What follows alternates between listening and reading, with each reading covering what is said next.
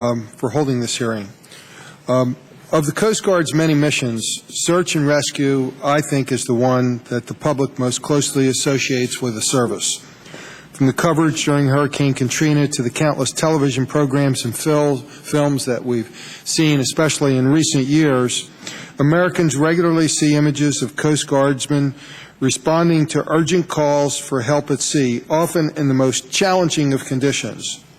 These first responders are true professionals, and I commend the Coast Guard for this incredible service to the American public. However, while the vast majority of the Coast Guard search and rescue missions are carried out with great success, the subcommittee will be looking this morning for a few instances where the Coast Guard's response was faulted. The underlying connection between many of these cases seems to be due to inadequate training or experience among the search and rescue personnel at Coast Guard command centers and a failure of those personnel to comply with standard procedures governing search and rescue missions.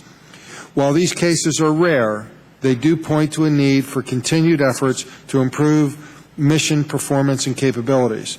The Coast Guard is in the process of acquiring new tools and assets that will enhance the search and rescue mission. The Rescue 21 communication system is already in place in 17 Coast Guard sectors and is providing directional finding capabilities to command centers monitoring more than 28,000 miles of U.S. coastline. The service is also acquiring new small boats and coastal patrol boats under the response boat, medium, and deepwater projects, which will provide servicemen enhanced and more reliable platforms to respond to calls for help. Both of these programs have had their setbacks. However, it is of the utmost importance for these new, more capable assets to be added to the Coast Guard's fleet as soon as possible and at the best price to the American taxpayer. Professional mariners and recreational boaters are aware of the potential dangers that they face each time they leave port, but they do this with the knowledge that the Coast Guard is prepared to respond to any future calls of distress. I hope this hearing will provide the subcommittee with the information and recommendations necessary to further improve mission performance. I want to thank Admiral Bryce O'Hara for appearing this morning and for taking on the new job of coordinating the Coast Guard planning, policies, and procedures as the new Deputy Commandant of Operations. I look forward to discussing your plans to enhance the service's mission execution in this newly created position.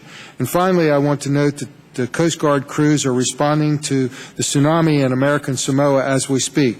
While information regarding the situation in the territory is pretty spotty at the moment, the Coast Guard, in conjunction with other federal agencies, has dispatched emergency management, law enforcement, pollution investigators, and other qualified personnel to restore basic governmental functions. This again demonstrates the service's capabilities to quickly respond to emerging situations, and I want to commend them for their rapid response.